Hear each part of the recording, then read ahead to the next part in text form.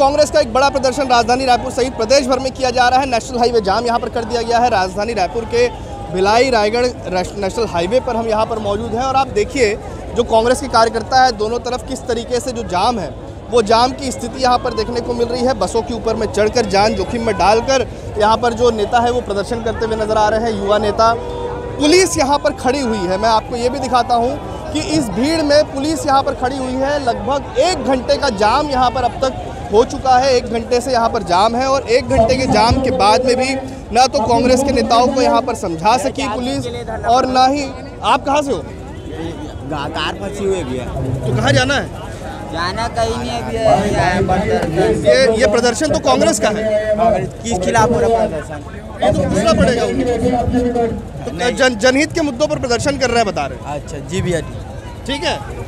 तो ये लोग हैं ये जाम में फंसे हुए हैं। आप देखिए ये यहाँ पर कई बड़े कांग्रेस के नेता जो आए हैं उन्होंने नेशनल हाईवे जाम कर दिया है। ये जो नेशनल हाईवे है ये रायगढ़ से आता है। रायगढ़ सरायपाली वाली रोड है जो भिलाई दुर्ग जाएगी।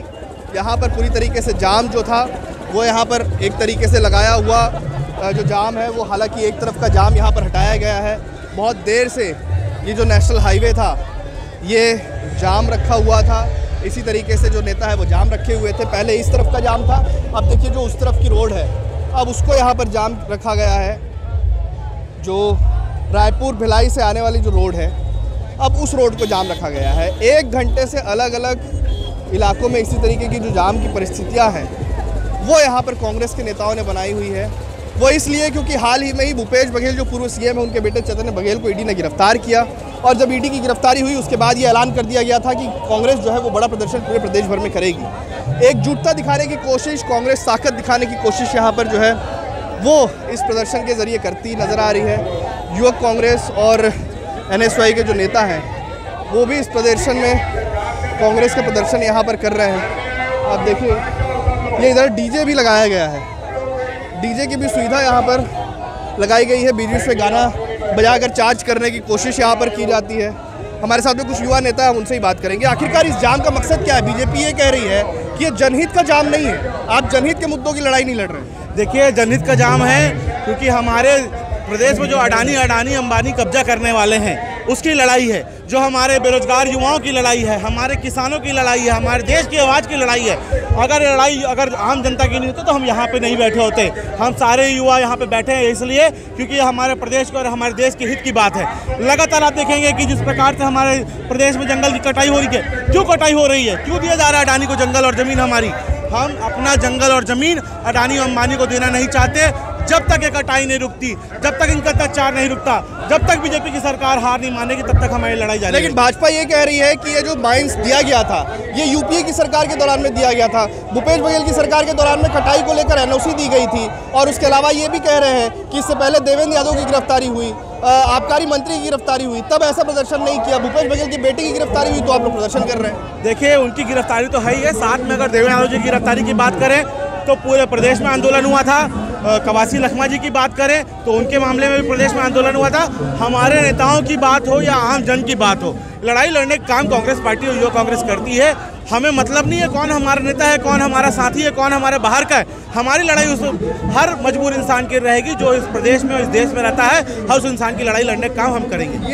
ये युवक कांग्रेस NSY के युवा नेताओं का कहना है। लेकिन आप देखिए ये जाम बराबर बना हुआ है। मैं पिछले 1.5 घंटे से यहाँ पर मौजूद हूँ और 1.5 घंटे से ये जाम आप समझ लीजिए कि इस जाम में कई लोग जो है वो फंसे होंगे, कई लोग यहाँ पर ऐसे नेता जो है वो मौजूद होंगे, उसके साथ में जो कार्यकर्ता है वो यहाँ पर मौजूद होंगे जिनके कारण इस जाम की परिस्थिति बनी हुई है। लगातार कई क्षेत्रों से महिलाएं यहाँ पर आ रही हैं। लेकिन आप सोचिए कि जो लोग रायगढ़ भिलाई दुर्ग से आ रहे होंगे, जो सरायपाली से आ रहे होंगे, जो मेडिकल कारणों से आ रहे होंगे, जो स्कूल कॉलेज या नौकरी को लेकर आ रहे होंगे, उनको यहाँ पर 1 से 1.5 घंटों का जाम का सामना करना पड़ रहा है। पुलिस एक तरीके से यहाँ पर मजबूर थी, उन्होंने सिर्फ समझाइश दी।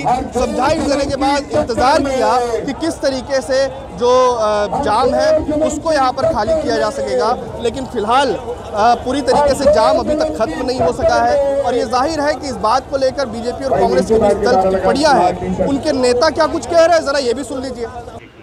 प्रदेश कांग्रेस कमेटी की बैठक में तय किया गया कि ईडी के खिलाफ नहीं बल्कि अडानी के खिलाफ। अडानी जिस प्रकार से छत्तीसगढ़ खनिजों को छत्तीसगढ़ को लूटने का काम कर रहे हैं और जिस प्रकार से छत्तीसगढ़ के जंगलों को उजाड़ने का काम कर रहे हैं, राजधानी कृत उन्होंने किया है।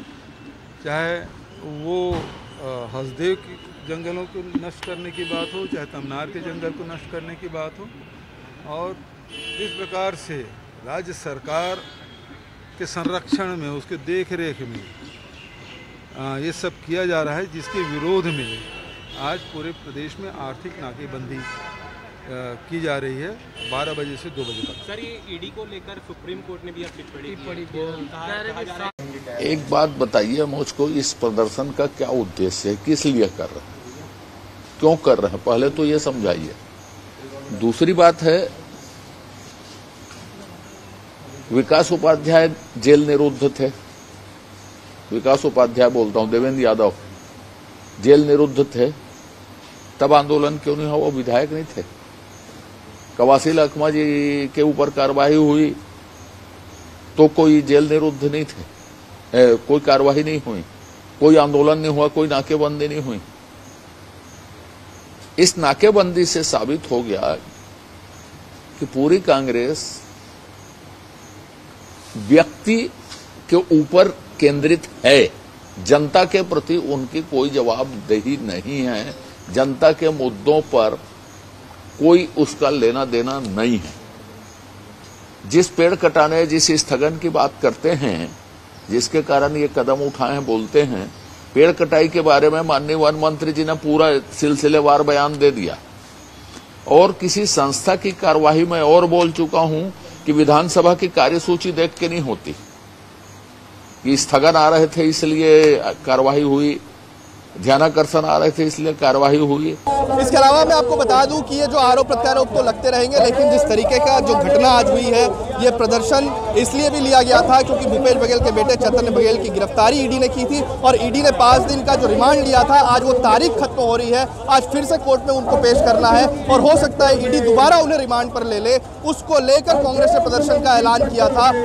एकजुट होने की कांग्रेस ने ताकत दिखाने की कवायद इस प्रदर्शन के जरिए यहाँ पर की है, लेकिन जो प्रदर्शन है, ये प्रदर्शन किस तरीके से यहाँ पर जो कितना सफल हुआ, कितना आम जनता के जहन में इस प्रदर्शन के जरिए कांग्रेस पहुंच पाई, ये तो आने वाला वक्त ही बताएगा। लेकिन बहरहाल आज ये देखना दिलचस्प होगा कि किस तरीके से इस प्रदर्शन के बाद ईडी के खिलाफ जो प्रोटेस्ट किया जा रहा है, जो जल जंगल जमीन की बात कांग्रेस के नेता यहाँ पर कह रहे हैं, बीजेपी के नेता जिस तरीके से कांग्रेस के नेताओं पर आरोप लगा रहे हैं, सरकारों पर आरोप लगा रहे हैं, जनता पर इसका कितना असर होगा, ईडी पर इसका कितना असर होगा और आने वाले दिनों में चैतन्य बघेल जैसे नेताओं की, जो चैतन्य बघेल को बताया जा रहा है कि वो किसान हैं, भूपेश बघेल के बेटे हैं, वो किसी तरीके से नेता नहीं है, न किसी पार्टी से वो जुड़े हुए हैं, केवल भूपेश बघेल को डराने के लिए, उनको दबाने के लिए ये कोशिश की जा रही है। इस तरीके का आरोप भूपेश बघेल ने लगाया था। इस प्रदर्शन के बाद कांग्रेस की क्या स्ट्रेटजी रहेगी, भाजपा इस पर किस तरीके से कांग्रेस को घेरती हुई नजर आएगी, ये आने वाले वक्त में पता चलेगा। छत्तीसगढ़ से TV9 के लिए अमित मिश्रा।